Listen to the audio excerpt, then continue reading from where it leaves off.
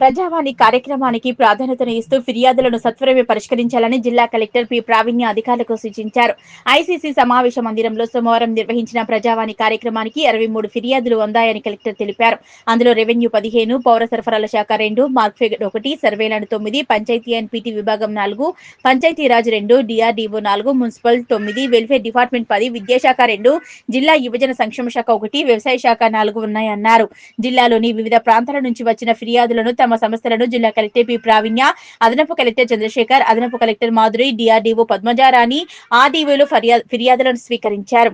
ప్రజావాణిలో అందిన ఫిర్యాదులను పెండింగ్ లో పెట్టకుండా ఎప్పటికప్పుడు పరిశీలన జరుపుతూ సమస్యలను సత్వరమే పరిష్కరించాలని కలెక్టర్ అధికారులను ఆదేశించారు. ఈ కార్యక్రమంలో వివిధ శాఖల జిల్లా అధికారులు, సిబ్బంది పాల్గొన్నారు.